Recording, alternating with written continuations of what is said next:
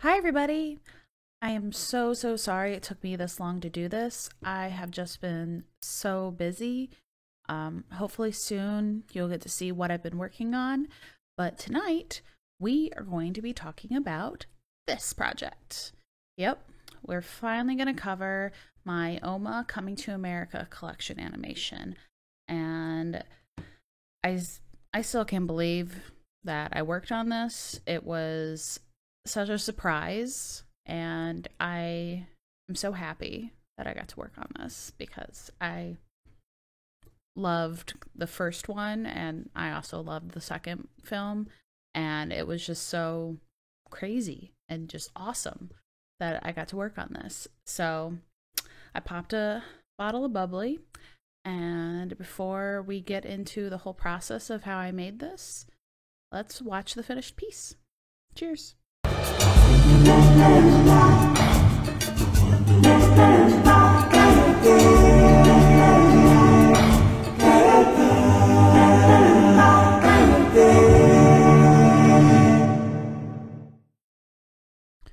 Okay, so before we dive into my files, I thought we should take a moment to look at all the pieces that are in the line.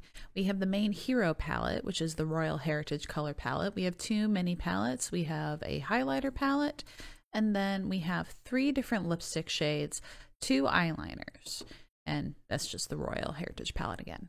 So we've got 9 pieces, but really it was only 1, 2, 3, 4, 5 things I had to model, since some of them were just the same but with different colors, which made it easier. So some of you might be wondering how I got this opportunity. And for those of you that saw my Maxon presentation and saw my OMA Black Magic Carnival lipstick piece, that was actually a passion project. And if you don't remember, this is the piece.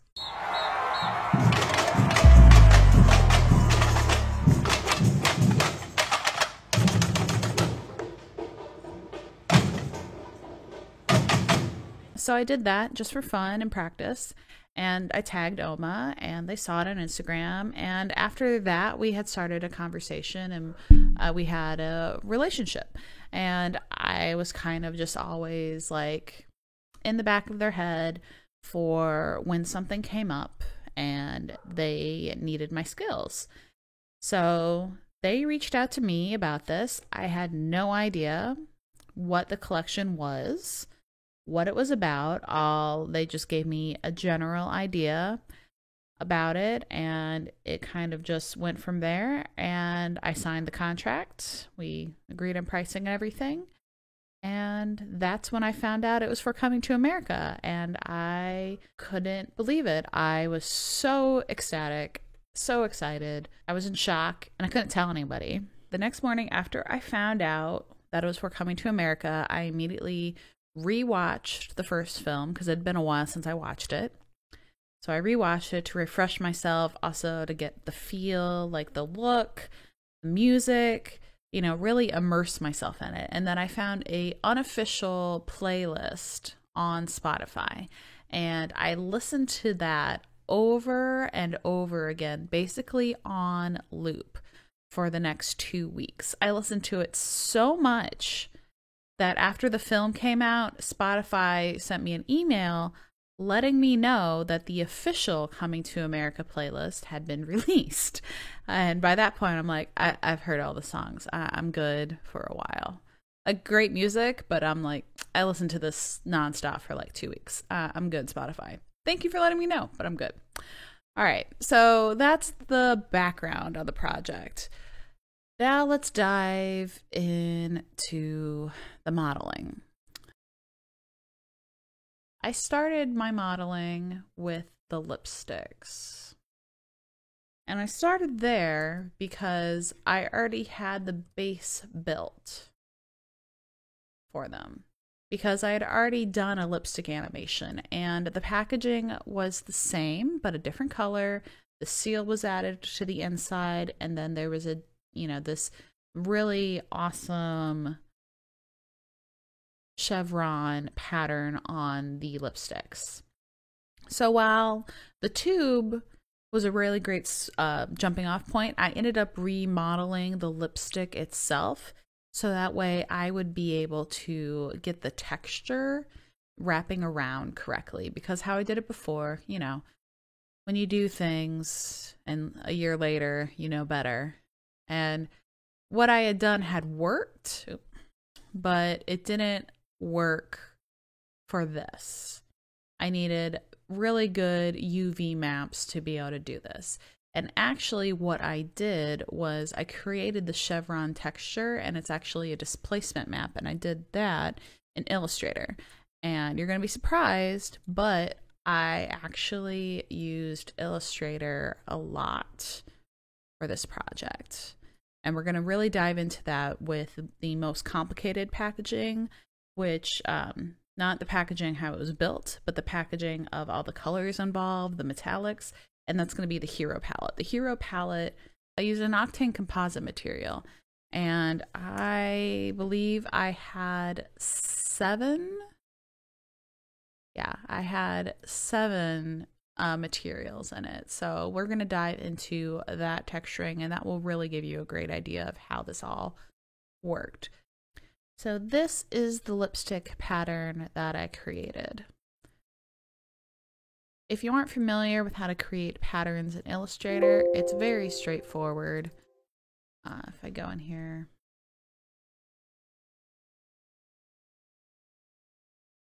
pattern, edit pattern. So you can see that the pattern is just made up of a single V, I guess. Yeah, a single V.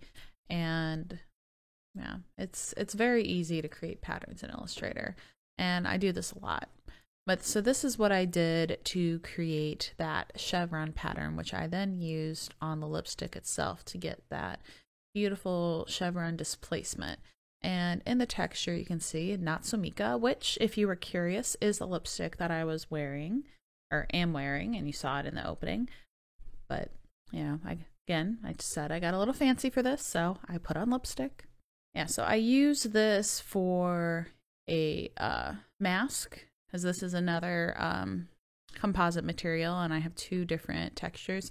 They are both the same color, but one has a noise on it for the bump, because when you zoom in close or on the lipsticks, or me, like I just looked really, really close at them because Oma was so great at sending me every product in the entire line. So that way I was able to really measure everything and look really closely at them and make sure that I recreated them in, you know, exact detail. So that's the basics of the lipstick. I have the chevron as the mask in between the 2 colors, which are actually the same, just one of them has a noise on it. And then I also use the chevron as a displacement.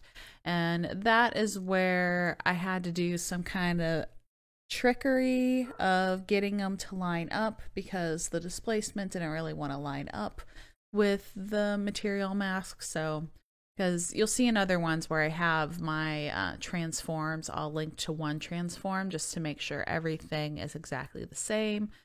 This one, it got a little bit complicated, but it all works. But yeah, so that is how I did the chevron pattern on the lipsticks. Now let's move on to the most complicated one that I spoke of, which is the Royal Heritage palette. So with the Royal Heritage palette, one of the most important things that I had to think about with every single model was how it would actually open and close. And for this one, it was pretty straightforward about how they would bend and open and all that. And I used bones, and it looks super complicated, but it's not. Like, I just had a couple, I mean, it was a lot of cubes, and in the working files, you'll see if I unhide them. With the working files, I mean, it's a lot of cubes, and the mirror won't be there because I just moved it over there after I rigged everything. But I had a cloner, And the cloner was used to create the holes in the cube as well as to create the pots, because then they were just, you know, a little bit shorter in there. And yeah, so pretty straightforward, very simple modeling. So now if you remember, the cover for the Royal Heritage palette has a lot of colors. And you can't actually tell all of them, but in looking at this very closely, you'll see that there's actually 2 different golds, plus you have this metallic magenta, as well as this matte yellow, and then plus there's like a holographic silvery metal color, and then plus you have the white for the logo. And yeah, so there's a lot going on there here. Whereas other ones just were simple, as they were just gold and white, and then there was a displacement. So if we dive into the palette cover material, yep, as you can see here, I have 7 materials. So if we open up the node editor, you will see that I have a displacement, and the displacement is linked to palette cover white, because the white area of the OMA logo was the only part that was embossed on the cover. So I just was able to use that one over and over again. And all the materials, so you'll see we have the matte black, we have the gold, I labeled everything because you gotta label everything with all these. We have the white, we have the dark gold, we have the yellow, make this bigger. We have the pink, and then we have the holographic. And whatever material you'll have at the bottom will actually go on top of everything else. So that was another thing where this was one of the last pieces I built. I started off with all the things that had duplicates because that felt like I was making more progress that way. So I did the lipsticks first. Then I think I did the mini palettes. Then I think I did the eyeliners, then the highlighter, and then I left this one for last. And I think that was a good strategy because it made me feel like I was moving along quickly. And also I was sending off review frame links of images of each product for OMA to review. And you know, then we got into color matching, and that was most of my time was spent color matching all of the eyeshadows, the highlighters, the lipsticks. That didn't really come into play with the eyeliners because, I mean, everyone knows what an eyeliner looks like, so I didn't even model what's under the cap. I put my energy elsewhere in the more important parts. I did go back and then model the box for the eyeliner, which because they really love the box, and it is a beautiful box, and I think that adds a lot more an interesting look to the piece, so I'm happy that we did that. The boxes for the lipsticks are also very beautiful too. If you haven't seen those, they're gorgeous. They have a chevron pink and gold on the side.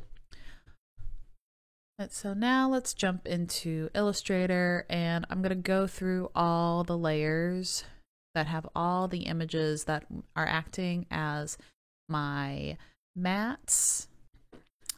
Okay. Layers are your best friend in Illustrator.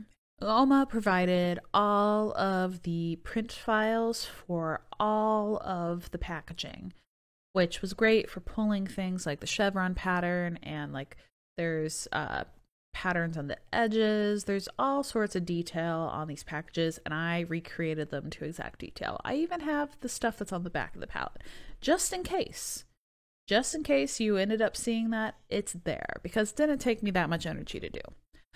But since they provided all the working files, it was very easy for me to actually treat these exactly as a printer would. And if you didn't know, I actually started in print design. I worked for a publication for about 5 years after I graduated from college.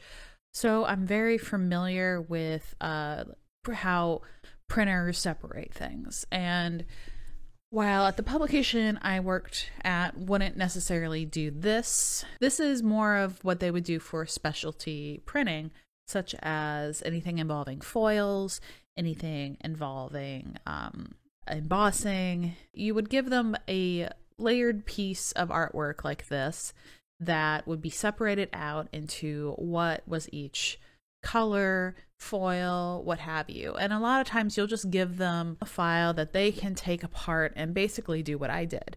So I basically did digital printing. The artwork layer is what I had to line things up with, and that was specifically for the illustration, making sure that I had things selected properly of what color they were and what layer they went on. And if you aren't familiar with Octane, you can use a black and white image as a matte, which is what I did. So the white layer just has the OMA logo with the Blackmagic color palette. So then the holographic, which you won't be able to see if I had everything else. Holographic are all these little circles that are on top of the headdress. And then we have the yellow, and this is all the parts that are this yellow color. And we have the pink, and all of this is the magenta foil that we see on the package. And this is all the dark gold, and then this is all the gold. And one of the things I had to make sure was color consistency. Most of the palettes all just used a gold. This one had two different color golds. So I compared it with the other palettes to figure out what parts were the gold that you saw in all the other palettes and which parts were the different gold. And so this was all of the same gold that was used on all the Coming to America logos, as well as the lion that's on the mini palettes, and etc. Like the seal that's on the lipsticks, all those golds are the same. And then this dark gold is just a little bit darker than that. So I created all these, and I then just exported. I would only show one. I would export a JPEG. If I go File, Export, Export as, JPEG, use artboards. This was very important. If you don't click this, it won't save the entire artboard. I'll close this. It would just crop into the very edges of this and then only save that. And why it's very important to save the entire artboard is so that way it was much easier for me to line all of these images up, because since they all had the exact same dimensions, it was just easy for me in Octane to then just link them all to a texture projection as well as a transform node. And this was where I positioned them, I scaled them down. And you know, when you project something in Cinema 4D, it's a lot of times you end up having to like kind of squash it and stretch it until it looks right, because it always kind of does something a little funny. And so this was where I was able to make these adjustments, move it over until it lined up correctly. And then, yeah, so you can see this is the gold matte, which is masking the material 2, and material 2 is this gold. And the invert here is basically saying, hey, what's white is black and what's black is white. And why didn't I just do a black fill in the background and make everything white? Well, then that was just another layer. It was just easier for me to just invert it. So that is how I did the texturing on all of the palettes, this one being the most complex and, as far as I know, the official biggest node tree. And some of you might be wondering, why didn't you just export it as colors and then just put it on there that way? Well, this allowed me to tweak things. So it was much easier for me to go, and especially when I'm combining mattes and metallics and all these different kinds of holographics, which is a whole nother thing where I have to do a film layer on the metallic. This to me just made the most sense. Straightforward. It worked. You could do it differently if you want to, but this is how I did it. This is how my brain works.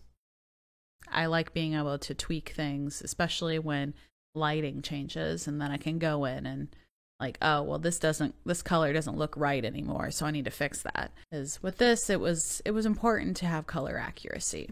Now let's go into texturing of the eyeshadows. So on this main eyeshadow, this is a good example because all the ones on top are glitter eyeshadows and all the ones on the bottom are matte. And you can see that I have this nice texture on all the mattes, which is repeated throughout all the eyeshadows. All the matte shadows have this nice diagonal kind of ribbed, I guess, ribbed texture. And this texture is a displacement map and a normal, which actually I purchased from Travis David. I purchased a pack. I purchased like all of his normal and displacement maps forever ago. He's on Gumroad. His stuff is awesome. I highly recommend it. It is something that I use a lot. Yeah, so here's a bunch of tileable displacement maps, and I actually used a few of his in this project just to add some more detail to some background items. You know, just, yeah, his stuff is awesome. Highly recommend him. Now, the glitter texture was a little bit more complicated. When I started this project, I was on my old computer. I am now on a new computer, which is awesome. But my old computer, because I was like, oh, to make this texture, this glittery texture, I'll go ahead and try out Substance. And I installed Substance, and then Substance wouldn't launch on my old computer. I don't know why, but it works on my new one, so whatever. But it wouldn't launch, and it was one of those times where I just had to walk away and think about this because I was stuck and I needed to figure it out. So what I did is actually something that I have done before, and I created a texture in Cinema 4D. So for those of you that don't know, you can actually export a normal map and a displacement map from Cinema 4D in Octane. I don't know if you can do that Redshift or any of the other ones, but I know you can do that in Octane. So what I did is I have just a plane, and then I have a disk that I've cloned. How many times? I don't know if it even tells me. There's a lot.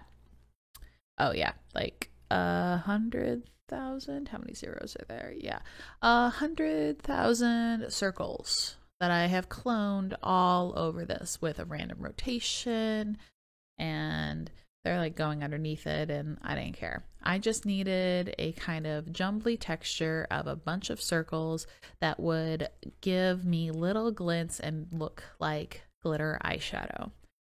And this is basically what I would have done in Substance if I had gotten it to launch, but I couldn't, so I did it in here, and it worked great.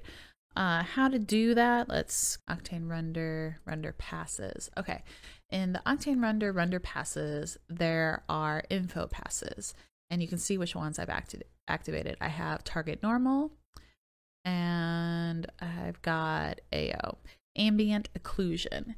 So I use the ambient occlusion, which creates a black and white map as my displacement map, and the tangent normal works out perfectly for a normal map.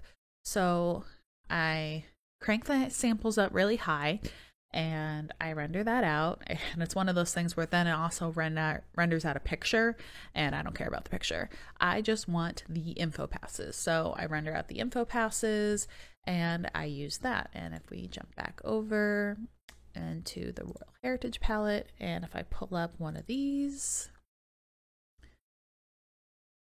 you'll see, so there is my glitter texture normal and my glitter texture bump. And the bump is what I used for the displacement. The displacement isn't very high. I didn't want it to be crazy, crazy bumpy. I just needed it to, have that glittery feel. So that is how I achieved the glitter texture without Substance Designer. So you can do simple texture mapping using Octane and Cinema 4D, or create custom normals and displacements. I'm sure this is not what Travis David does, because he is really, really good at it, and this is just what I have done.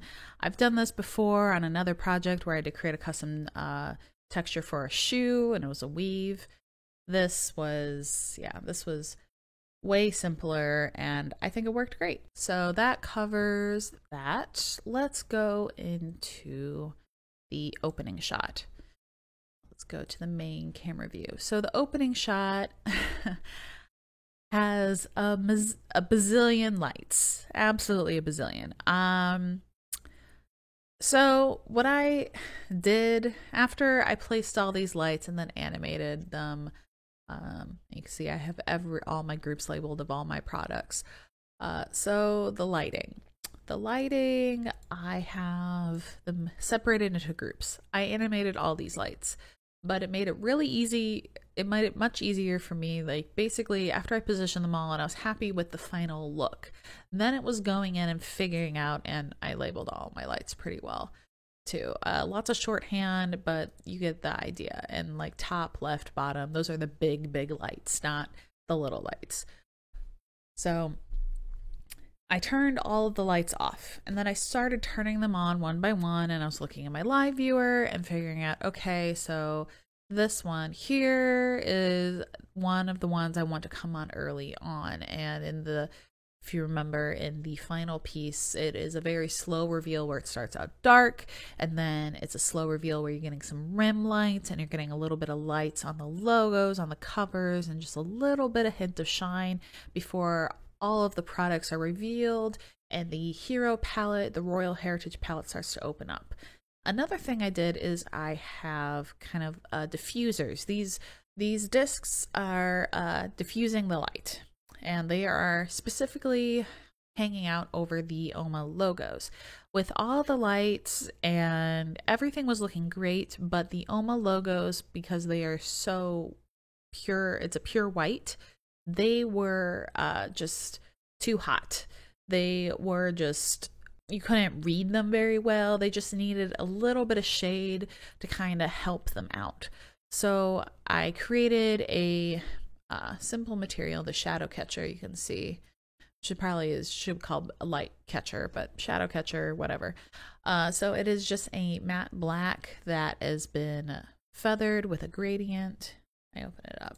So I have a gradient, a circular gradient, and the opacity, and that's what's feathering the edges. And then there's a general opacity over it, as I'm mixing it, that is making it soft. And that just kind of shades all the logos just enough so that way they aren't being completely blown out in the render. That just saves me some post work. Also, then I don't have to mess around with the exposure of my camera, because as soon as I mess around with that, then some parts that were just right are now going to be too dark. So this was an easy way for me to art direct the scene. So I have all these tiny little lights all over the place that are all animating at different times. If we go in here, you can see all the lights that are animating. And I mean, it's pretty straightforward of, when they animate it. I mean, there's some overlap. And then got the palette inside light of when that animates.